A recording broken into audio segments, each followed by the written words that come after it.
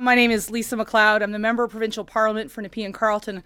I was also proud to be one of the sponsors and initiators of a bill called Rowan's Law, the first concussion legislation of its kind in Canada, following all of the jurisdictions in the United States of America.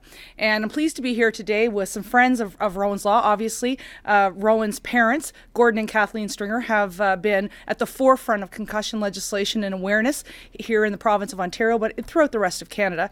I'm also joined by Chris Nowinski, who is the founder of Concussion Legacy Foundation. He is also a former professional wrestler with the WWE. And then finally, my friend Tim Fleischer, who is with the Concussion Legacy Foundation here in Canada, based out of Montreal, and a four-time Grey Cup winner. And with that, I would like to pass it over to Chris to say a few words. Thank you, Ms. MacLeod. I'm Chris Nowinski, CEO and co-founder of the Concussion Legacy Foundation. I'm here honored to be joined by our sister organization, Concussion Legacy Foundation Canada. We're here, I'm actually in town to be part of the See the Line event at Western University tomorrow. But here in Toronto today, excited to launch a new international education program here in Canada called Team Up, Speak Up. It was launched last year in the United States in response to new research showing that the messaging on concussion education for children simply hasn't been working as well as we would like it to. We know that we know it's very bad for athletes to continue playing sports after they've suffered a concussion. I know that myself, as a concussion ended my career in WWE, but I lied about it for 5 weeks, not realizing the risks to my health. The problem has been, for the last 10 years, we've been trying to educate athletes to raise their hand and take themselves out. But the research has shown that we can teach them signs and symptoms. So now everybody knows when you get hit in the head and you see stars, that might be a concussion. But we haven't been able to convince them to come out of the game. Research is helping us understand why that is. Part of the idea here is, I think if we step back for a minute, it's a lot to ask an 11-year-old to recognize when they're suffering a brain injury and to recognize the long-term consequences of their health and to pull themselves out of a game. And so maybe it's simply asking too much for athletes to raise their hand every time. It's also sometimes too much to ask a coach to spot every concussion on the field. And so we're trying to find a new way to message athletes to ensure that when athletes do have concussions, they get off the field. And that's what Team Up, Speak Up is here to do. The idea is that we can actually engage teammates. When new research by researchers like Emily Crocius and Christine Baugh has shown that when you ask athletes why they aren't self-reporting, besides they don't realize they have a concussion, they're also concerned what their coaches or their teammates are going to think of them if they come out of the game. They're going to question if they're weak. And so Team Up, Speak Up is trying to solve this problem by actually engaging teammates in identifying concussions. One of the opportunities that we have is that we've never really asked athletes to look out for their teammates on the field when it comes to concussions. And so this fall, anytime between today and September 12th, Team Up, Speak Up Day, we're asking coaches to give a simple 1-minute speech to their teams to kick off their sports season. The speech is just 3 simple points. We're a team, and that means we look out for each other. If your teammate has a concussion, they need your help. And I, as your coach, or I, as your captain, I expect you to speak up if you think your teammate has a concussion.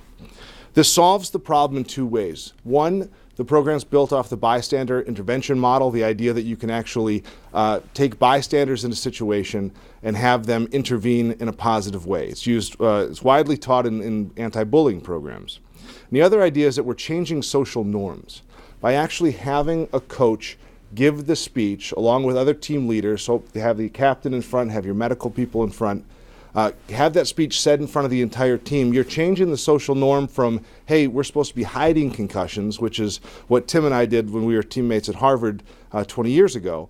You're changing the social norm to, you're actually supposed to look out for your teammates. And we're really framing the idea of identifying concussions as being a good teammate. So that's why it's called Team Up, Speak Up. It's simple, it's free. We're asking every youth sports organization across Canada to sign up at teamupspeakup.org. Again, that's teamupspeakup.org. There you can find simple one-pagers that explain how to give the speech, videos of coaches giving the speech, We're very honored to have Eric Lindros as an ambassador for this program, to have a Hockey Hall of Famer who's so well respected, whose life's been touched by concussion, helping lead this charge in Canada is terrific. In the U.S. last year, we actually had over 150 organizations sign up in our inaugural year, covering over 3 million athletes, including national governing bodies like USA Hockey, USA Rugby, USA Football, the National Federation of High School Athletic Associations. So we hope to have that same success here, and we're very honored to be able to announce that Rugby Canada will be the first national governing body to participate in Team Up Speak Up. And Rugby Canada is partially involved because I was a former rugby player that really helped inspire this program, and her name was Rowan Stringer.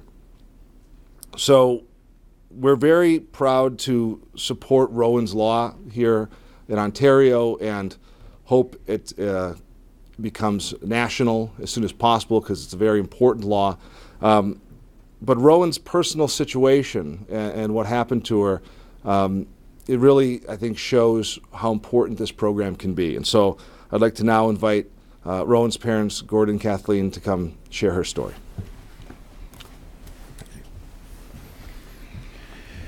Thanks, Chris and Lisa, for having us here today. We fully support this initiative, Team Up Speak Up. I believe it will and can be a difference maker to sport in Canada. Rowan's situation was one where, it could be argued that had this been in place, her outcome may have been different. She talked on social media with her friends about the possibility of having a concussion.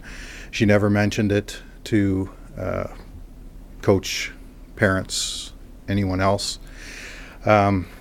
But teammates sometimes see things that happen during a game that coaches and others don't pick up on. So we encourage organizations to follow the lead of Rugby Canada and sign on to this program. Get your coaches, get your team leaders out early in the season talking about the importance of standing up for your teammates and speaking out when something happens that maybe not everyone or not anyone has seen on the field or elsewhere. We know sometimes that teammates socialize together and something may have happened outside of a game situation. You need to speak up for your teammates and look out for everybody out there. So we'd encourage as much participation in this as possible. And the U.S. did it last year, got 1.5 million people involved. I'd like to see Canada hit that mark again. Thanks.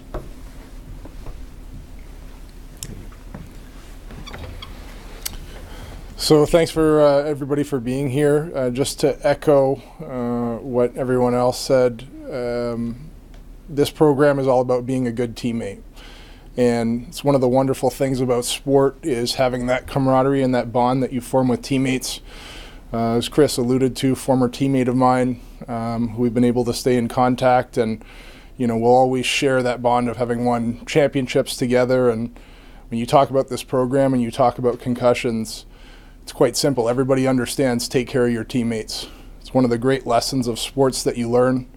And so we're happy here on behalf of Concussion Legacy Foundation Canada to support this initiative. And we look forward, as Gord said, to having great success, and hopefully we can surpass the U.S. in terms of our involvement up here, and looking forward to competing with them on this. Thanks.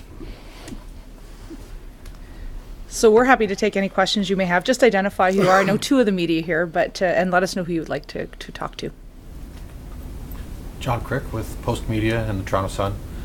Chris, could you go into a little more detail about how and when it started in the United States? Sure. And if there's any regional, like is it just in the East, is it nationwide? Right. So we launched it last September in the United States, with Team Up Speak Up Day being the day that you post your videos and give the speech, the last day you give your speech. It's national. So basically, when we in August last year, we started recruiting organizations to sign on to it and to educate their coaches on why they should give it and how to give it. And again, we were very successful in being able to week by week recruit more organizations who bought into the concept. And then we had, by September 12th, we had, hundreds of videos online. We had confirmed participation from 47 out of 50 states. So the videos online, those are posted by coaches right, actually giving the speech? Right. So the way to participate is, and it's explained very clearly on the one page on the website, give the speech as early in the season as you can and before September 12th, Team Up Speak Up Day this year, and videotape the speech and post it online with the hashtag Team Up Speak Up. And the idea is that you're able to show that it's being done and convince other coaches to do it. So part of the thing is this is a difficult thing to mandate, so we're trying to really push it through social awareness and social pressure that this coach is giving it, so you need to give it too. We're filming prominent coaches giving it, and we'll be rolling out some of those videos so that people buy in that this simple, only 1 minute speech can really help change the culture of your team. It needs to be part of the kickoff of every season with every new team you have.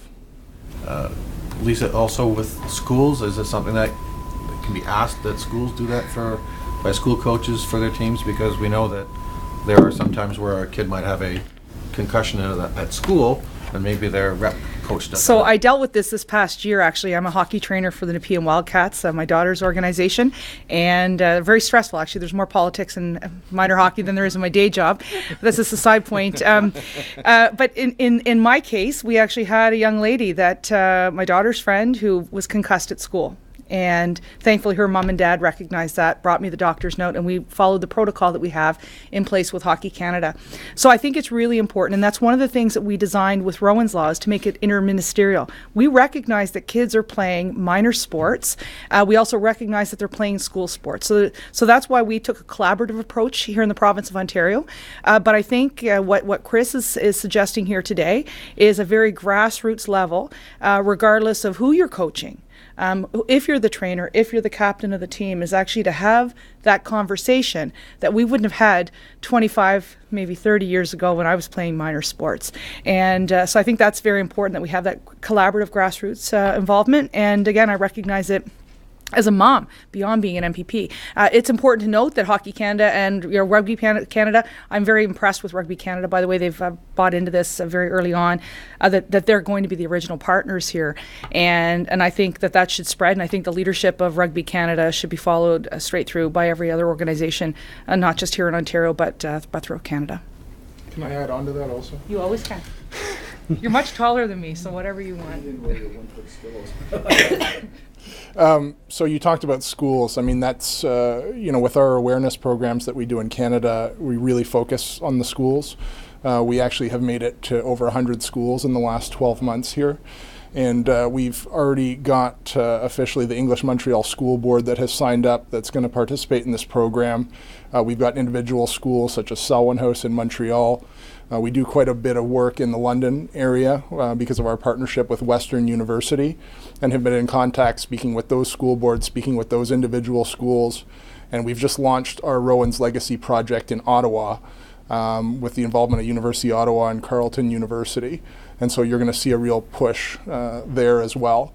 And our hope is, that this will start to gain momentum, have started talking to players and teams as well at the CFL level, and talking to former and current NHL players as well about participating. Could you just get into a bit? I got here maybe 30 seconds after you started. Terrible. Sorry. Our clock must be slow upstairs. What's the partnership with Western? Sure, I'll take that question. Yeah. They're actually at the Ottawa one too. Okay. Yeah, so when we started Concussion Legacy Foundation Canada, which came out of Chris and I knowing each other, and I was working with them south of the border, and being a proud Canadian and understanding we just had as much of a need here in Canada for the kind of work and programs that they were doing south of the border. We went searching for a university to partner with to mimic the Boston University relationship that's been so successful south of the border. So we did that partnership with Western 5 years ago. And part of what we do at Western, tomorrow we're having our annual See the Line event. Eric Lindros is our co-chair. Haley Wickenheiser will be there. Logan Couture will be there. And what we've done is we've created a community forum, which the event has been sold out for over a month. Can't get in, can't get a ticket.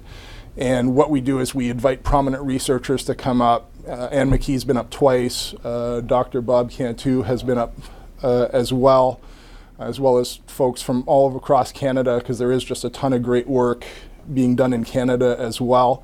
And what it does, it creates a forum where the researchers and the physicians are actually able to communicate with the public, and then having the athletes as well involved. And so it's a great opportunity for knowledge transfer. And so that's at the heart of the partnership. Is Western performs the research piece, and Concussion Legacy Canada really focuses on the prevention awareness piece. Can you talk a little bit about that Boston model that you sort of followed? What were the aspects of it that were so successful, and how are we trying to replicate them here? So when you talk about head injury, there's really three pillars that you're talking about. There's the prevention education piece, there's the research piece, and there's the treatment piece. And so we do a very, very good job at the prevention awareness part of it, but you really need that university infrastructure to fulfill the final two pieces of that. And Western just seemed to be a perfect fit. We did the partnership with Dean Michael Strong, who's the Dean of Schulich School of Medicine and Dentistry. And they really did, again, offer that. And in fact, we do cooperative research with the Boston group. One of the things that we're looking at is tau protein pathology and neurodegenerative outcomes. That's an area of research and specialty for Dr. Strong. And he's been looking at tau and ALS and Parkinsonian outcomes. Are there any Toronto organizations that are closely tied along the same lines as Western? So listen, there's lots of great work being done all across the country, and one of our philosophies is we want to be inclusive and not exclusive. So anybody who's doing any sort of work in the space, we're happy to work. I mean, listen, we're not limited to Western. I mean, we've got chapters at McGill. In fact, our original Team Up chapter started at Laurier University.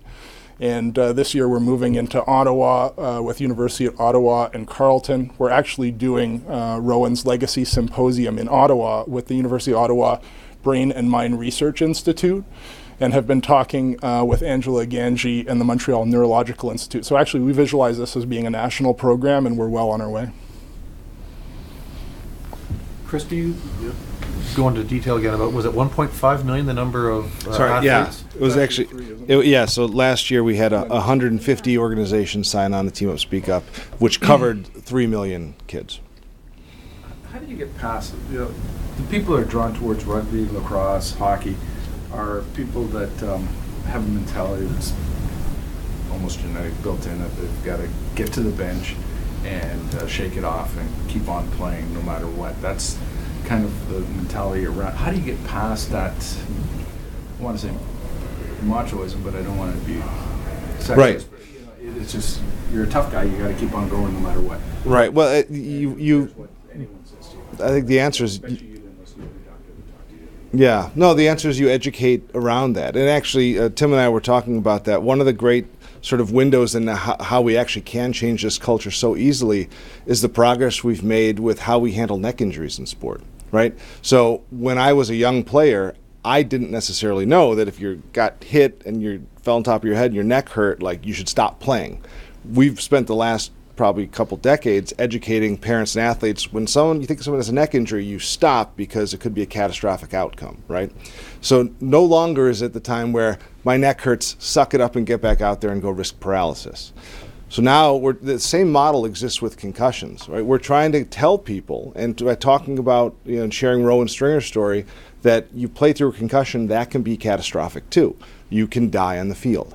And therefore, if we just can push concussions into that same bucket that we treat neck injuries, athletes will suddenly realize, I don't need to be a hero in every situation with every injury. If this can be catastrophic to me, or what with Team Up is this can be catastrophic to my friend, I'm going to step up and do the right thing. So I think we've proven the model before with other injuries. We have to just do the work, do the education, and change those social norms through activating, coaches and team leaders to tell kids we need to handle concussions differently than you do a twisted ankle or any other injury. Yeah, but and kind of getting back to the thought of the game, you're not talking about someone who's curling. Sorry about curling. I'm sure it's a great sport, but you're talking to people that physical violence is part of the game, and that's what attracts. Well, the target audience of this is not necessarily those professionals on the field. They need to hear it too, but we're trying to get to the children while they're forming their values and before they've decided I'm someone who's willing to risk my life for a sport. So the sweet spot is really elementary, middle school, and early high school. If we share this message enough, we share it every year. By the time they are an adult, maybe they have a chance to change. So I'm with you that adults can go do dangerous things and risk their health all they want. There's nothing morally wrong with that. But I think it's a mistake to assume that your average 12-year-old has already made those decisions for themselves. And wants to, and even has the concept of understanding long-term risk. Chris, can I just, I don't know how much background you got into earlier, but you guys at Harvard, so I assume, but looking at you, that you were not jockeys at Harvard, you were... sorry, we were football players. Thought it was implied by our weight. Yeah. So both played ball. Yeah. And sorry, I heard you mention WWE? Yeah. So, okay. Had a little run on Monday Night Raw. Oh, cool, okay. So, did you guys just play at Harvard? Did you go on to from there? Oh, you don't know that the 4-time Grey Cup champion Tim Fleischer? Sorry. Sorry. Yeah, kind of a big deal. Okay. So yeah, we both banged our heads a few years after college as well. Yeah. Okay. So how many concussions do you think you guys had? Any idea? So to get into my story, I never had one diagnosed, and then I got kicked in the head in a wrestling match and blacked out and forgot the finish to the match and everything. Don't tell Mr. McMahon I told you that there's a finish planned. And lied about having a throbbing headache for 5 weeks and not being able to finish a workout and just kept showing up thinking like I got to keep doing this. And that's when I finally developed, started acting out my dreams when I slept and injured myself and realized I need to be honest. And that led to me meeting Dr. Robert Cantu, who's the medical director and co-founder of Concussion Legacy Foundation. And he's the one who taught me, hey, all those times you got your bell rung and you saw stars or the sky changed colors, those were concussions too. At that point, I could remember 6 in the previous 4 years. I've probably had another half dozen since then. I've since retired from basketball and some other things.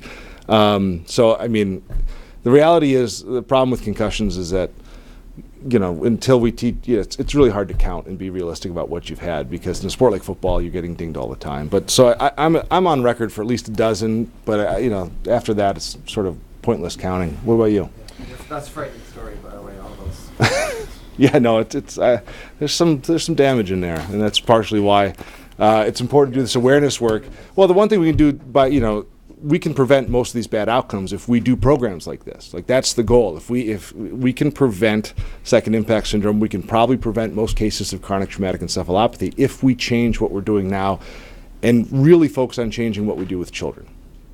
And then, part of the research partnerships is, hey, can we help scientists put together a treatment for this that we could use in our lifetime? So I had 3 diagnosed concussions, but 10 years of professional football, playing defensive line, 4 years of college, another 5-6 years in high school. Played ever since I was 7th grade, played hockey, played rugby year-round. As Chris alluded to, anytime see stars, feel a little bit dizzy, feel a little bit funny. I mean, I would guess anywhere from 50 to 100 times, which may seem like a lot, but we're only really talking about 3 or 4 times a season. Just very fortunate at that point, no long-term cognitive effects at this point, and also fortunate my father played a lot of football, was a Heck Creighton Trophy winner, and he's a 70-year-old practicing physician, and he hasn't had any sort of symptoms, so seems like possibly there's a genetic component to, so that is all positive news for me. I want to also go back earlier to your question and talking about the awareness campaign, something that I think Canadians can really understand and relate to. When I was a kid, they were starting to get concerned about people getting hit from behind in hockey too close to the boards, and they started putting stop signs on the back of the jerseys. And today you just don't see that as much, because everybody knows that in hockey, if somebody's turned facing the boards, you do not hit them, because there is a risk of catastrophic injury. And so as somebody who fits to a certain extent your characterization that you made in your question, I think it's understanding that from the shoulders up, you're out and you sit and you don't try and risk that. From the shoulders down, you can get back in there and keep playing. Do you worry about your future? Because, I mean, you may not be showing any symptoms now, but you've had enough hits in the head that you could have damage that could result in effects, years from now. Well, absolutely. I mean, one of the things of working with Chris is I've had the opportunity to be all around North America, listening to experts, listening to a lot of these presentations. Certainly it's a concern. I'm somebody who generally has a positive outcome to life, and look, the reality is a lot of my friends are former professional football players, hockey players, former athletes that have all dealt with a significant amount of blows to the head in the course of their lifetime. The reality is the majority of us are okay. But there is a certain segment of our population that struggles with things like dementia, with impulse control, substance abuse, and to me the worst part of it is the neurodegenerative disease, which with Tony Proudfoot and with Dean Stock, two people who I knew personally and was involved with, and that stuff is very, very scary. So I think rather than worrying about it, I think I'm better served putting my energy in trying to help the next generation of athletes and then start to work on treatment outcomes. I had a fantastic meeting with the folks at the Montreal Neurological Institute and Dr. Ganji, and I can tell you there is a lot of very good, very smart people, especially here in Canada, doing fantastic work on this. And so there's a lot of potential positive news coming down the pipe. So I choose to focus on that. I just want to follow up again on your point about how do we change this. I've had the pleasure of serving on the Rowan's Law Advisory Committee for the last about 9 months, and one of the things that constantly came up was the need for the cultural change and how do we get there. And it really is a focus on getting to the kids. If you teach kids early about brain health in the school system, the importance of looking after your brain, you get into them in their sports leagues, and again, you emphasize from the team leaders, from the coaches, that you don't play around with things that happen to your head. This is where we're going to get the biggest bang for the buck. You teach kids early on the importance of their brain and looking after it. They're not going to want anything to happen to their brain, and they will influence change themselves through that system. So I think you'll find once a report comes out that there is a focus on educating kids and also educating their coaches and parents and teammates about the importance of their brain health. And that's where you're going to get your cultural change. It's going to come up through the system. A top-down approach isn't necessarily going to work. But we also need leadership from our professional athletes, like the Eric Lindroses of the world, who have stepped up and spoken about their issues, Chris, as well. These are the people that the kids are watching on TV, and they want to emulate them. Well, we need to have leadership from them to show them that I'm not playing around with my brain health either, and the kids will be looking at that, and I think that will also help. And quite frankly, I think there needs to be, in certain cases, some media education on it. I've seen, particularly in broadcasts, where the playoffs this year, I saw Henrik Lundqvist take a hit in the net. And I remember distinctly the broadcasters talking about, oh, look, he's trying to make sure he doesn't look like he got hit that hard, but that was a pretty big hit, and he's a big hero for staying in there and trying to cover up his symptoms. That's like the worst message you could possibly give on a national broadcast for our national team sport. So I think there needs to be a little bit of change there as well, to stop glorifying the guy who played through his injuries and highlight that that's not necessarily a good thing to do. One thing you'd mentioned was educating parents as well. Mm-hmm. I've spoken to some people in the medical community, including a physiotherapist, that said she had once had a kid that did not want to go back in, was clearly concussed, and the parent was like, "Oh no, he's fine. Just give him a rubber stamp and let him go back in." That, how important do you think that element of this is educating the gun-ho parents too? Yeah, it's all part of the approach. I mean, what we need to hit the athletes, the parents, the coaches, the teachers.